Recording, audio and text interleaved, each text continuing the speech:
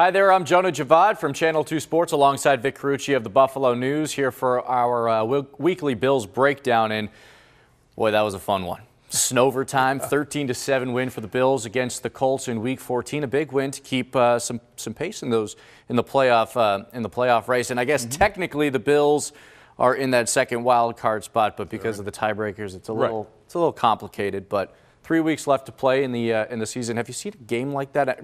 I mean, remember 10 years ago, Bills-Browns, something like that? I was there in Cleveland, and it was – so the big difference was you definitely had the visibility issue. It brought back the memories trying to not see – I mean, trying to see the field and not see anything but a sheet of white. So that was comparable. There was also like sort of an ice base, but that was an 8-0 Browns win. So 2 field goals by Phil Dawson, their kicker at the time. A safety, I believe it happened on a misplayed punt because of the conditions on the Bills' part. So it was that kind of day. And honestly, Jonah, when you see those conditions, it's remarkable that you could even have the game you had. Especially LaShawn McCoy. Yeah. 156 yards rushing on 32 carries.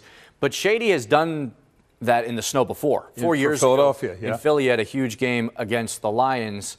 How was he able to have success? I know after the game you mentioned that it doesn't affect him as much as maybe it does other players, that change of direction. I mean, first of all, it says a lot about him as the athlete, as the great balance that he has, of course. And still, all the balance in the world when you're dealing with ice and about 8 inches of snow was the total accumulation throughout the game. And you're walking in, as one player said, it felt like you're on a beach because you're sinking in the sand, so to speak, although it was snow. And for his sake, I think it was just knowing how to keep his feet planted so that he didn't lose footing and could make some of his cuts. He didn't make the radical cuts, and I think when he did, he'd fall. But in the circumstances where he was just getting the ball and then making that sort of gradual cut, it's harder for the defense because they're kind of going more horizontally, and a runner is primarily going to go vertically. And I think at that point, you're taking advantage of those players over pursuing, falling down, whatever. But I'm going to go to a key play in overtime, and it's kind of one that some fans are, I guess, maybe arguing. It's a sort of debate this week, I guess, in Buffalo. Sean McDermott's decision to punt on 4th and 1 from the Colts' 41-yard line with 4 minutes and 13 seconds left in overtime. A tie does the Bills no good. Right. It's as good as a loss. Exactly. Yeah. And his decision to punt the football because he figured his defense would get a stop, get the ball back, and they would score, which ended up happening. But given the conditions and getting the ball all the way to the 41, you need 1 more yard to keep the drive alive. What was your thinking? LaShawn McCoy is having the day that he's having is give him the opportunity to get those 3 feet for you, basically, and pick up that first down. Go for it there. You're in Colts territory.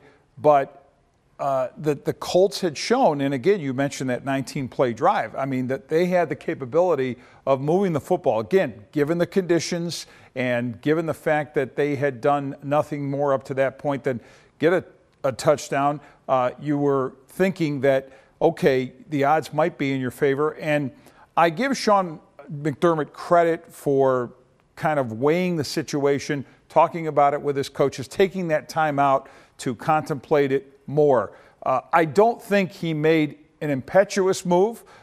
People hated the decision and still, even after the outcome of the game, felt that he was reckless in doing what he did and that he should have been thinking more win than tie, and that he didn't have the right mindset as a head coach to be more aggressive.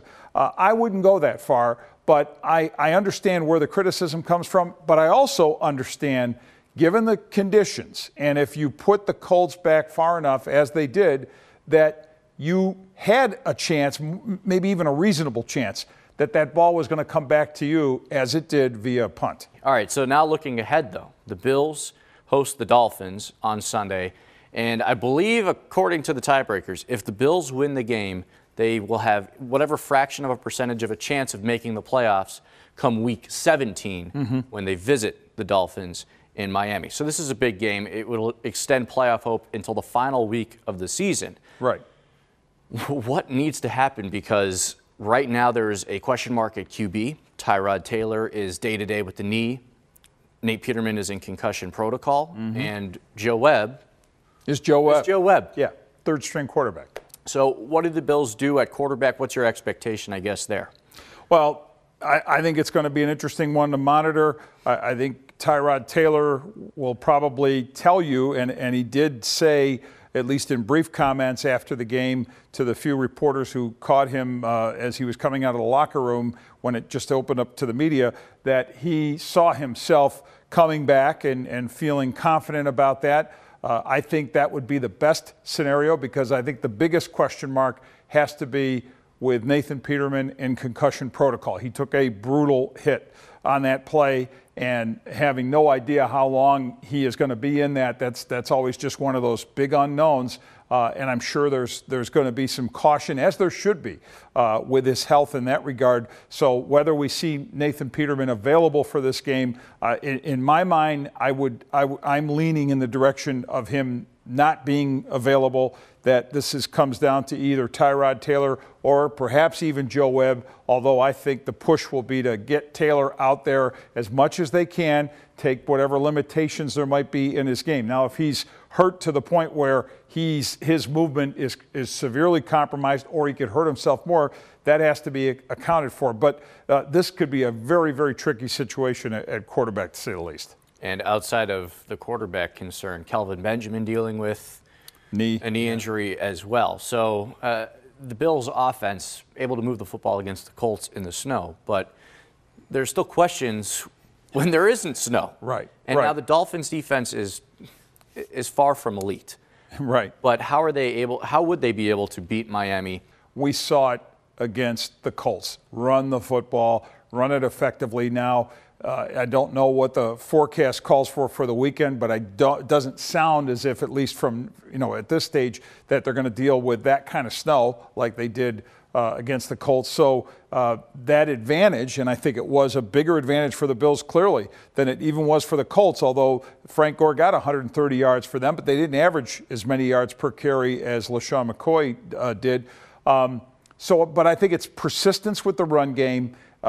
Whoever is at quarterback is going to need that help. And if it is Tyrod Taylor, and he's healthy enough to play and be as much as Tyrod as he is, his running is another dimension. And had they had that, I think in this game against the Colts, I think the Bills are winning by more than the margin, or that it doesn't even go to overtime. I think they would beat a team that they were better than, and that Tyrod's running would have added to that under those conditions. Even though I think Nathan Peterman threw the ball reasonably well for the little time that we got to see him in there. The other part of this is the O-line. It has to do the job. It has to, as it did against the Colts, step up even more against the big physical Miami line, keeping in mind that this Miami team as a whole is playing on one less day of rest to prepare for this game. 3 weeks left to play. It's going to be a lot of fun. We're going to be looking at a lot of tiebreakers, a lot of screen watching going on next Sunday for sure. For Vic Carucci of the Buffalo News, I'm Jonah Vic. We'll see you on Sports Talk Sunday, every Sunday at 10 a.m. here on Channel 2. Thanks for watching online.